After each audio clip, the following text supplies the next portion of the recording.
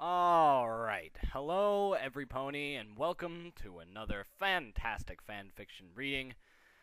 Today I will be reading Princess Celestia because I just couldn't resist. This story is by Streak the Fox and its current rating is 4.25 out of 5. So I'm assuming that's going to be very good. However, when I looked at the story size, it said that it looks really long, is what I'm basically trying to say. So this might take me 10 videos maybe. I don't know. But this is what I'll be uploading for a little while. So, do that. So sit back and enjoy. Every creature has needs. Every living animal with a brain has feelings. Every self-aware organism has wants. But only sentient beings can muster up the true essences of desire and passion. The same goes for every pony, every dragon, every zebra, and any other form of sentient life in Equestria. Earth ponies, Pegasus ponies, unicorn ponies, even the few alicorns still in existence are subject to the double-edged sword effect of emotions, desires, and the ultimate bond between body, soul, and mind. The same is true for the loving, caring, eternally wise, and noble Princess Celestia. Although almost a true deity, though so godly in her appearance, her powers, her very way of life, she too falls victim to the most pleasurable feelings any other sentient creature can find, as well as the most horrible and most greedy of them all. Despite her best efforts, despite her most cunning I don't think that's a word, but it might be. Her most cunning usages of psychiatry, magic, and even at one point the elements of harmony, nothing can truly rid her. Oh, I lost my place. Nothing can truly rid her of the darkest, most sinister, most vile and greedy desire she has locked away within her own heart. Hundreds of years have passed since the last time Celestia's deepest and most frightening side had surfaced, and now it once again threatens to overcome her and all those she cares the most about. This was it. Tonight was going to be the best night ever. Luna couldn't help but chuckle aloud to herself as she woke up about half an hour before sundown, when it would be her time to lower the sun completely and then bring forth the night she so loved to adorn with her most beloved stars and designs. However, her primary duty was not what particularly excited her tonight. It was moreover the date that had given her the giggles. For weeks she had planned some sort of revenge against her sister, some sort of plot to make her pay for what she had done in the past. And once the clock turned midnight, the calendar... I'm doing terrible on this story. But once the clock turned midnight and the calendar flipped to the first day of April, all bets would be off and Luna would begin preparing for her most cunning prank yet. Oh, Luna, you are a very sneaky mare. Who else better to prank than Tia herself? Once more, Luna found herself getting rather giddy as she trotted out of her room and out towards the designated balcony where she would help lower the sun and then start her wonderful night. Oh, it will be so wonderful, Luna thought to herself. It will be the most amazing night ever. I simply cannot wait. All of Equestria was now long into the night, the thousands of stars above lightly sprinkling their eternal light upon the sleepy world below. All the little fillies had gone to bed. The lights in the castle had almost all gone out, and the only sounds of crickets could be heard off in the distance, bringing a natural sort of chorus to set such a calm in every pony who listened to it. Every pony was either asleep, relaxed, or enjoying their time out in a field enjoying the wonderful lights from above. All except for one dark blue, deliciously mischievous mare up in the royal palace in Canterlot. Luna worked in her room by herself. Multiple spell books lay open around her as she stood in front of her desk, looking through the open book before her. The book was rare, and contained magical spells and incantations that no normal unicorn would ever be able to make sense of. Luna, however, was more than able to read through the complex arrangement of symbols and words before her. Finally, satisfied with the information gathered, Luna telekinetically closed the book and proceeded out of her room with a wild grin plastered on her face. As she slowly trotted through the halls, her horn was dimly lit as she once more ran a spell through her mind and began conjuring up the correct magical patterns and setting them in place for her to unleash the casting of the spell itself. As if a delicate puzzle, her horn was filled with magic that wove together like strings of yarn. Needing a precise order and amount of magical influence in order to be set properly in place for the spell's casting, with the last bits coming into place, Luna turned a corner to the grand hallway of white marble and gold lined into the walls, ceilings, and floors, with columns guiding through the hallway towards a large metal door, wonderfully decorated with an assortment of light colors and an almost shining cover. This was where her spell would be cast. This was where her ultimate prank would begin. And this was Celestia's bedroom. Normally, there would be few guards at the door of the room itself, but Luna had ordered them earlier that night to take watch at a post for a bit further out. A post from which she could sneak by easily and gain access to her big sister's chamber of slumber. Slowly, quietly, she gently pushed open the large door and took a quick peek inside the room, making sure that all was still and unexpected.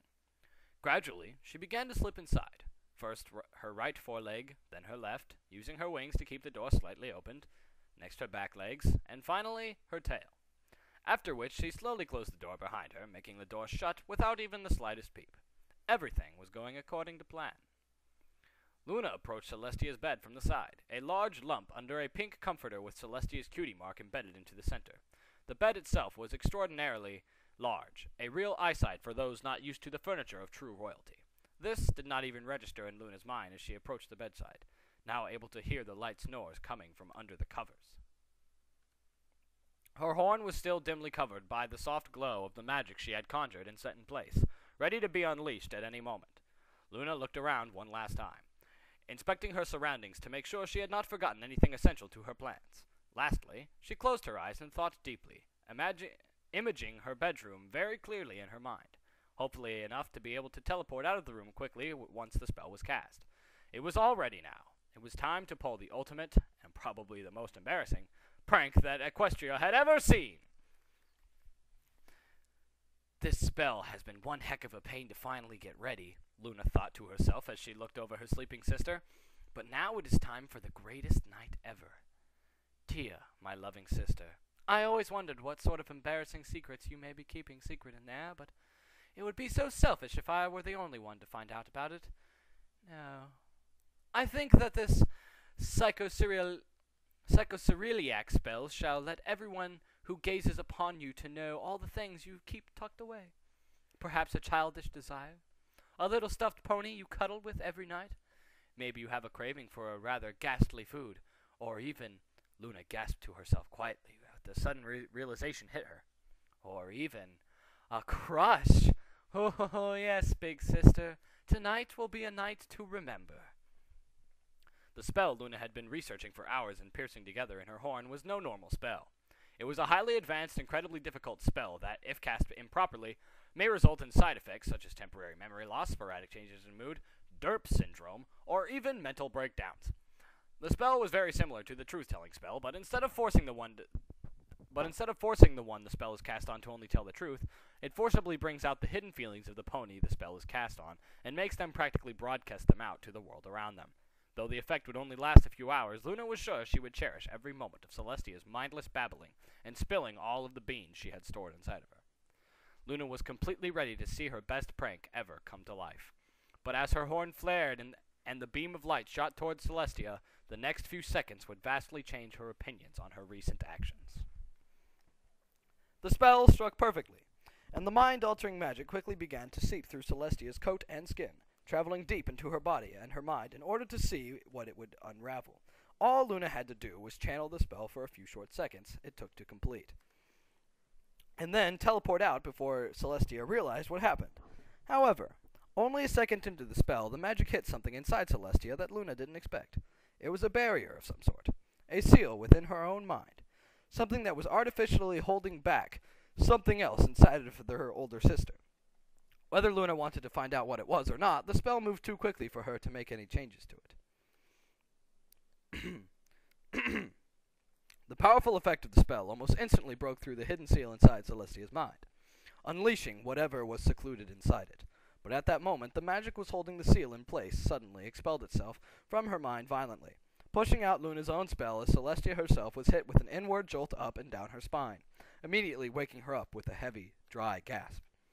The spell ended that second, and Luna knew something was wrong. The spell was cast perfectly, but something inside, some other magical effect inside of Celestia had not only stopped it, but completely expelled the effects, and had even woken Celestia up. Oh no, this is bad. I've got to go. I've got to go. Get out now! Before Luna had even taken the time to think about what may have caused the abrupt interference of the spell, she dove into her mind and brought up the image of her room, quickly conjuring up a quick teleportation spell and sending her out of the room.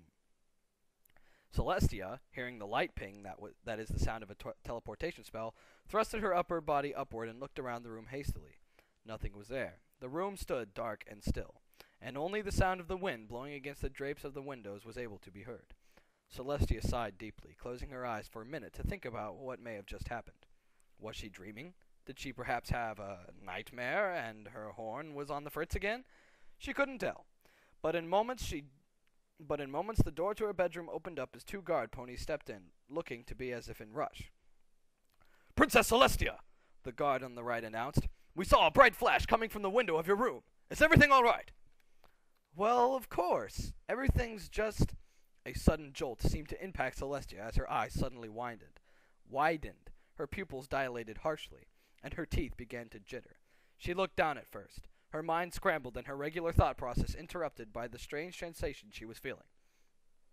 She suddenly felt dizzy, her head lightly swaying side to side as something began to invade the workings of her mind.